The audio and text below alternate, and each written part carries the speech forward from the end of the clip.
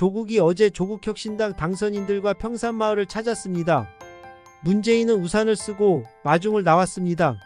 조국이 총선 기간 동안 민주당과 협력적 관계라고 했으나 총선이 끝나자마자 이재명보다 문재인을 먼저 찾은 것입니다. 이재명과 민주당은 이것을 어떻게 바라봤을까요? 마치 민주당의 적통은 나다라는 식으로 문재인의 환대를 받는 조국의 모습이 이재명의 눈에는 가시처럼 보였을 겁니다. 이재명과 문재인, 그들은 결코 좋은 관계가 아니죠. 과거 대선 경선에서 서로 약점 찾아서 물고 뜯던 관계였죠. 이재명이 문재인 정권 때 민주당 내에서 별로 지지를 받지 못했죠. 문재인이 방북할 때에도 이재명은 빼놓고 가고, 은혜는 잊어도 복수는 반드시 하는 이재명의 성격상 문재인은 이재명에게는 안갚음의 대상일 뿐입니다. 그 안갚음을 이번 총선 공천 과정에서 보란듯이 했습니다. 친문의 적자들을 다 내쳤죠. 임종석, 전해철, 홍영표. 이런 공천 과정을 지켜보며 문재인은 어떤 생각을 했을까요? 이재명이 내 팔다리를 다 잘라놓는구나 라는 생각을 하지 않았을까요? 문재인도 허허거리고 사람 좋은 척은 다 하지만 뒷구석으로는 별짓을 다 하는 인간입니다. 문재인이 이재명에게 좋은 감정이 있을까요? 이런 상황에서 문재인은 조국의 창당을 지지했고 조국이 성공해서 돌아왔습니다. 그런데 광주에서 비례대표 지지율이 조국혁신당이 민주당을 넘어섰습니다. 이것은 광주에서 이재명의 대안으로 조국을 찾는다는 뜻입니다. 조국이 비록 실형 2년을 선고받기는 했지만 이재명의 사법 리스크에 비해서는 훨씬 가볍기 때문에 이재명이 사법 리스크 방어를 못하면 바로 조국으로 갈아타겠다는 호남 광주의 여론인 것입니다. 여우 같은 이재명이 이걸 모를 리 없습니다.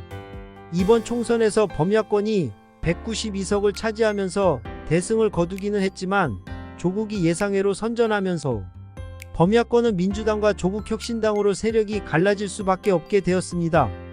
문재인이 민주당의 적통으로 조국을 인정하는 분위기에서 민주당의 일부 비명계가 조국혁신당으로 넘어오면 교섭단체까지 가능해집니다. 원내에서도 그 세력을 무시할 수 없게 됩니다. 이런 상황들이 이재명에게는 무척 곤혹스러운 상황이 될 겁니다. 문재인이 조국을 지지하는 분위기에 민주당의 강성 지지자들은 문재인의 행보를 마땅치 않게 보고 있고, 이런 지지자들의 눈치를 보는 이재명은 결국은 조국과 갈라서기를 할 수밖에 없을 겁니다. 물론 이재명은 조국이 실형 2년을 선고받았기 때문에 피선거권도 박탈당하고 대선 도전은 없을 거라 생각하겠지만, 여기서 윤석열 대통령이 이재명을 한방 먹이기 위해 조국을 사면시켜준다면 이재명은 야권에서 조국이라는 거대한 정적을 마주하게 됩니다. 당내에서 대권 입지를 굳히기 위해 공천 과정에서 모든 정적을 제거했는데 엉뚱하게 조국이 그 자리를 치고 올라오면 이재명과 조국은 대선을 두고 1대 접전이 불가피해집니다. 이재명은 지금 어떤 정치인보다도 험난한 사법 리스크에 빠져 있습니다. 워낙에 범죄 혐의들이 중하고 가짓수도 많아서 재판 결과가 나오기 시작하면 이재명의 여론은 불리해질 수밖에 없을 겁니다. 민주당이 이재명을 지키느라 혈안이 돼 있는 것은 이재명의 대안이 없기 때문입니다. 그런데 조국이라는 대안이 생긴다면 상황은 달라지겠죠. 더군다나 이재명의 선거법 재판이 유죄로 나오면 433억 선거보전 비용을 다 토해내야 하는데, 그렇게 되면 민주당은 폐업 수준이 될 겁니다. 흔히 정치는 생물이고 영원한 적도 동지도 없다고 합니다.